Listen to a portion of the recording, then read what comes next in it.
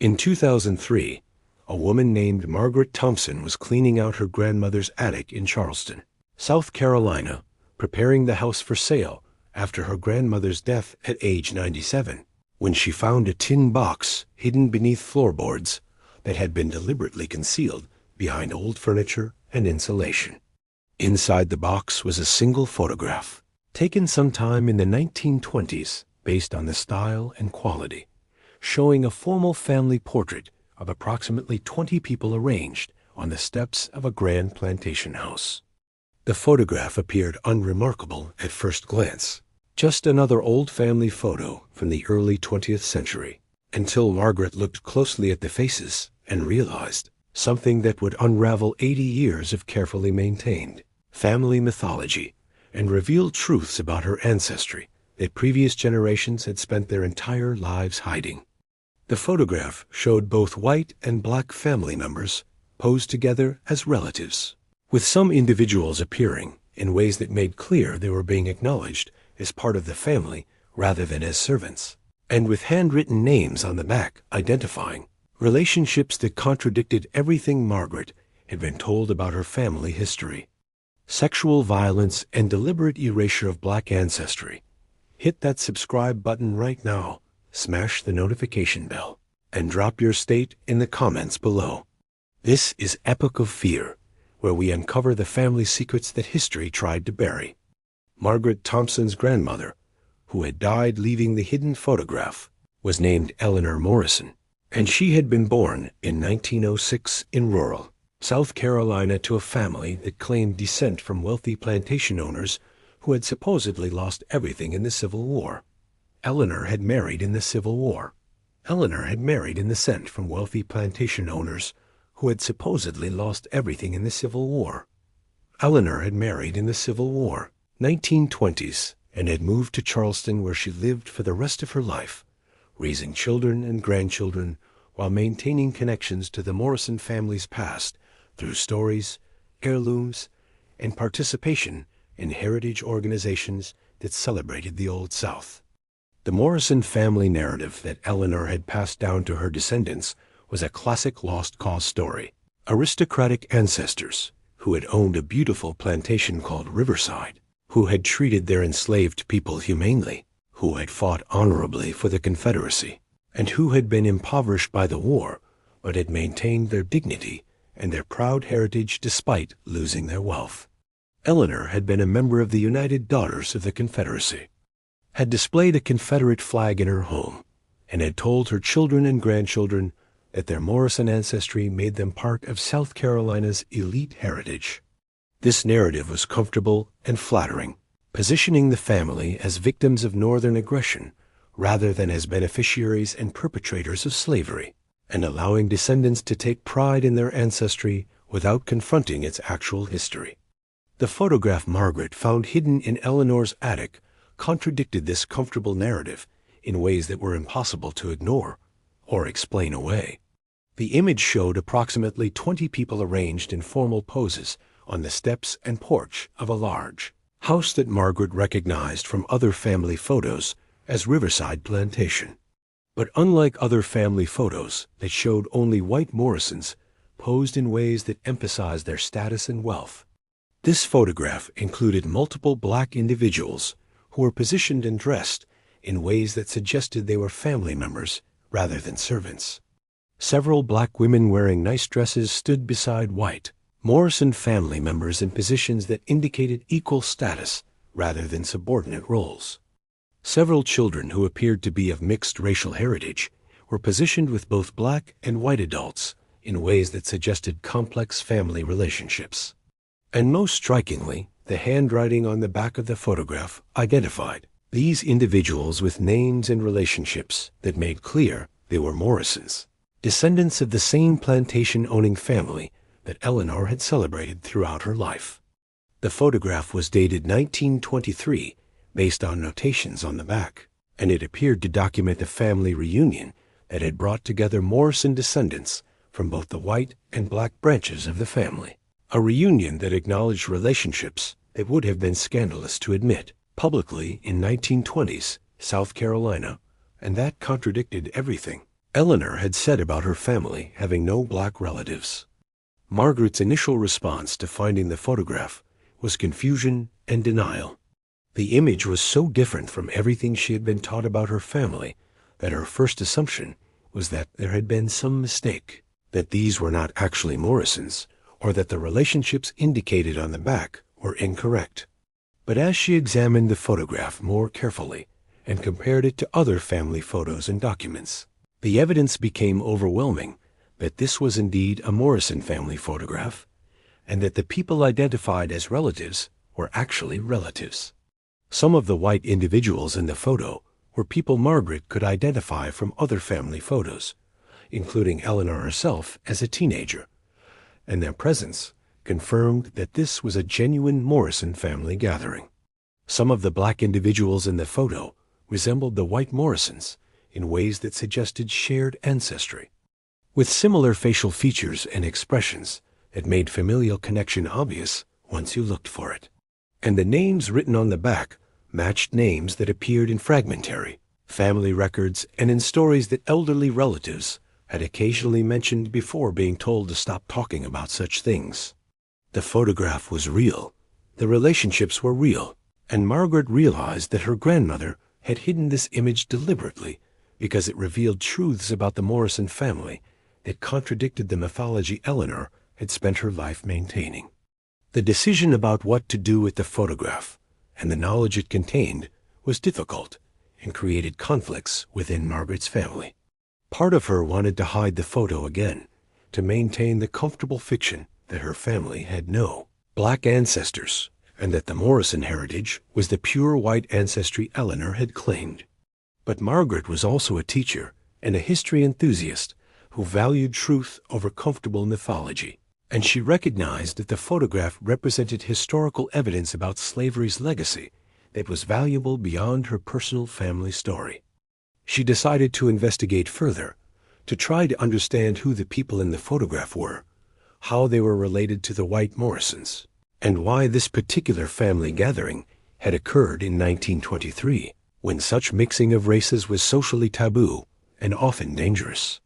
Her investigation would take several years and would involve extensive research in archives, interviews with elderly relatives from both white and black branches of the family, DNA testing that would confirm biological relationships, and painful confrontations with family members who did not want to acknowledge what the photograph revealed. What Margaret discovered through this investigation would not only change her understanding of her own family, but would also illuminate broader patterns in how white Southern families dealt with mixed-race ancestry and how evidence of that ancestry was systematically concealed. The investigation began with the names written on the back of the photograph.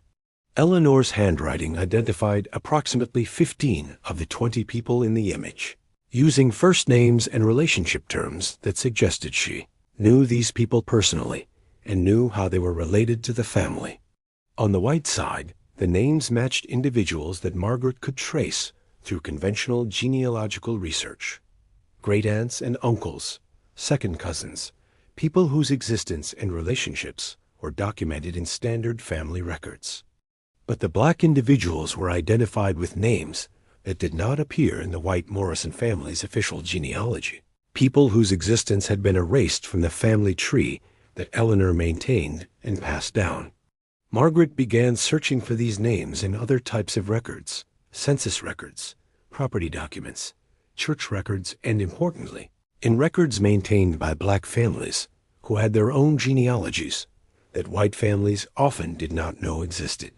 What she found was evidence that the Morrison family had, like many slave-holding families, produced children with enslaved women, children who were legally enslaved despite having white fathers, and that these children and their descendants had maintained their own family histories that documented their Morrison ancestry, even though the white Morrison family publicly denied any connection.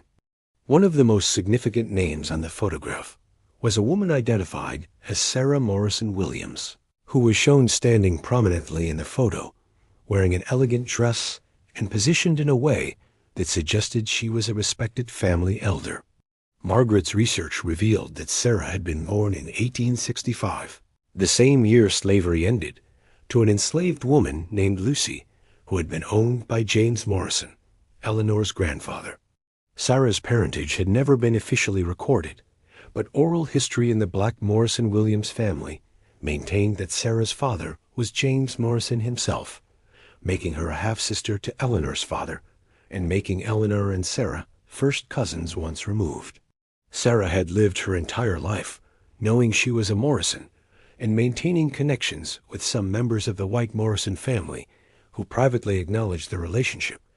But she had used the surname Williams publicly because taking the Morrison name openly would have created scandal and might have endangered her in the racist environment of post-Reconstruction South Carolina. Sarah had died in the 1940s at age 79, having lived long enough to see some of her grandchildren reach adulthood, but having never been publicly acknowledged by the white Morrison family or included in their official genealogy. The photograph from 1923 was apparently one of the few times when the two branches of the family had gathered together, and its existence suggested that at least some white Morrisons in that generation had maintained relationships with their black relatives despite social pressure to deny such connections. The story of how Sarah Morrison Williams and other black Morrisons were written out of the family's official history revealed systematic patterns of denial and erasure that characterized how many white Southern families dealt with mixed-race ancestry. James Morrison, who had enslaved Sarah's mother Lucy, and who was almost certainly Sarah's biological father, never acknowledged paternity publicly and never provided for Sarah in his will or in any legal document. When Lucy was freed at the end of the Civil War, she and her daughter Sarah were left to fend for themselves with no resources and no official recognition of Sarah's Morrison heritage. But James apparently maintained some private contact with Sarah through her childhood, and apparently provided occasional financial help through intermediaries, support that was never documented officially, but that oral history in Sarah's family remembered, and that may explain how Sarah was able to obtain education and establish herself in the black community, despite having been born into slavery. When James Morrison died in the 1890s, the white Morrison family inherited Riverside Plantation and the wealth that remained from the antebellum period, while Sarah received nothing legally, but apparently received some informal support from certain white Morrison relatives who acknowledged the family connection privately while refusing to do so publicly. This pattern of private acknowledgement combined with public denial characterized relationships between the white and black branches of the Morrison family for multiple generations. The 1923 photograph suggested that at least one generation of Morrisons had attempted to bridge the divide and to acknowledge all descendants regardless of race. Margaret's research revealed that the photograph was taken during a family reunion organized by Eleanor's father, Robert Morrison, who apparently decided that the family should gather together and should include both white and black relatives despite the social taboos against such mixing. The reunion was held at Riverside Plantation, which the white Morrison family still owned in 1923, though they no longer lived there full-time, and it brought together descendants of James Morrison from multiple branches, including children and grandchildren of enslaved women he had relationships with, and children and grandchildren from his legal white marriage. The gathering was apparently kept secret from most white society in the area because publicly hosting an integrated family event in 1923 South Carolina would have created scandal and potentially violence. But within the family, the reunion represented an acknowledgement that blood relationships transcended racial categories, and that Morrison descendants were family, regardless of whether they were classified as white or black under the racial laws and social customs of the time. The question of why this 1923 reunion happened, and why it was apparently never repeated, is central to understanding the photograph's significance. Margaret's investigation, which included interviews with elderly black Morrison descendants who had heard stories about the reunion from their parents and grandparents, revealed that Robert Morrison had organized the event partly from genuine desire to acknowledge all his relatives, and partly from guilt about the denial and exclusion that the black branch of the family had experienced. Robert had grown up knowing about his half-siblings and cousins from his father's relationships with enslaved women, and he had apparently maintained quiet relationships with some of them throughout his life, despite pressure from other white family members to cut all ties. In the early 1920s, as Robert reached old age and began contemplating his legacy, he decided that he wanted to gather the family together at least once to acknowledge that they were all Morrisons and to create a record of the full family, including the descendants, who had been erased from official genealogies. The photograph was taken during this reunion, apparently at Robert's insistence, as documentation that the gathering had occurred and as evidence that the Morrison family included both white and black descendants of the plantation's slaveholding patriarch.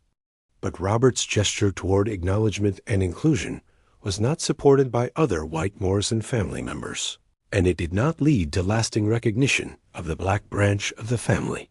After Robert died in 1925, the white Morrison family reverted to complete denial of any black relatives and apparently destroyed or hid most evidence of relationships that Robert had acknowledged.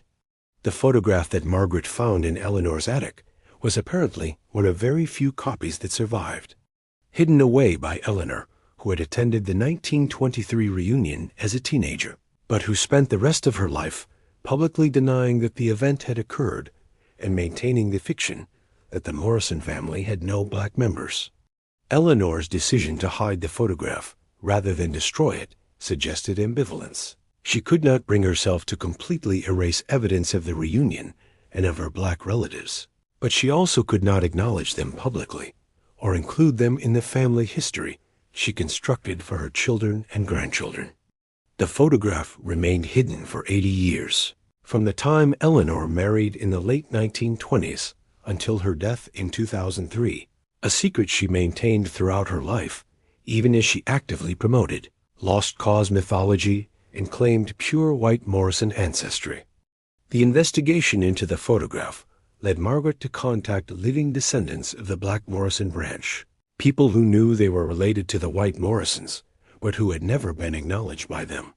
These contacts were both rewarding and painful, revealing that the black Morrison descendants had maintained their own family histories that documented their ancestry and that preserved stories about the 1923 reunion and about other occasions when the two branches of the family had briefly interacted before the white family's commitment to denial made such interactions impossible. Meeting these relatives was emotionally complex for Margaret, who felt simultaneously guilty about her family's denial and exclusion, grateful to learn about relatives she had never known existed, and uncomfortable confronting the realities of how her white Morrison ancestors had treated their black relatives. The black Morrison descendants' responses to Margaret's outreach varied, with some welcoming the connection and appreciating that at least one person from the Assam white branch was willing to acknowledge the relationship, while others were skeptical or hurt by the decades of denial and were unwilling to engage with someone whose family had spent generations pretending they did not exist. The DNA testing that Margaret arranged confirmed what the photograph and the documentary research had suggested, that multiple living Morrison descendants from both white and black branches shared common ancestry and were biological relatives despite the white family's denial. The genetic evidence was unambiguous and scientifically valid, demonstrating that Sarah Morrison Williams and her descendants were indeed related to James Morrison, and thus to Eleanor and Margaret. The betrayal Margaret felt was intense. Her beloved grandmother, who she had trusted completely, that erased real family members from the record. But Margaret also began to understand the social and psychological pressures that had shaped Eleanor's choices. The way that maintaining white racial purity and denying black ancestry had been essential to social status in Eleanor's generation, and how the lost cause mythology that Eleanor embraced required denying or minimizing slavery's sexual violence and its mixed race legacy. The decision about whether and how to make the photograph and its Revelation's public was agonizing for Margaret and created divisions within her family. Some of Margaret's white relatives, when told about the photograph and what it revealed, responded with anger and denial, insisting that the photograph must be fake or that the relationships it showed were not actually what they appeared to be. Others responded with embarrassment and wanted to keep the whole matter private, arguing that revealing the truth would serve no purpose except to damage the Morrison family's reputation and dignity. A few responded as Margaret had, with a combination of shock, curiosity, and commitment to understanding the truth, even if that truth was uncomfortable. The Black Morrison descendants had their own diverse opinions about whether the photograph should be made public, with some wanting it shared widely as vindication of their family's claims about Morrison ancestry, while others feared that public revelation would expose them to harassment, or would reduce them to being symbols in white people's stories about discovering black ancestry rather than being recognized as individuals with their own identities and histories. Margaret ultimately decided to make the photograph and her research public by donating materials to a university archive that specialized in Southern history and by agreeing to interviews with historians studying mixed-race families and slavery's legacy. Her decision was motivated by belief that historical truth mattered more than family reputation, and that the photograph represented evidence about slavery and its aftermath that was too valuable to keep hidden. The public revelation of the photograph and of the Morrison family's mixed-race history generated significant attention from historians, from journalists, and from people with their own complicated family histories who saw parallels to the Morrison story. The photograph became part of historical exhibitions about slavery's legacy and about how white Southern families dealt with mixed-race ancestry.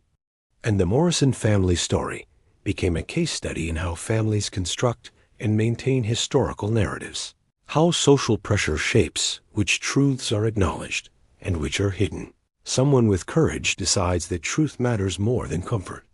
The broader significance of the hidden Morrison photograph extends beyond one family's story to illuminate systematic patterns in how white Americans have dealt with evidence of black ancestry and with slavery's sexual violence. The Morrison case was not unusual. Historians estimate that a significant percentage of white Americans who trace ancestry to slave-holding families have black ancestors that family mythology denies or erases, and that the pattern of hiding photographs, documents, and other evidence of mixed-race relationships was extremely common throughout the South and continues in many families today.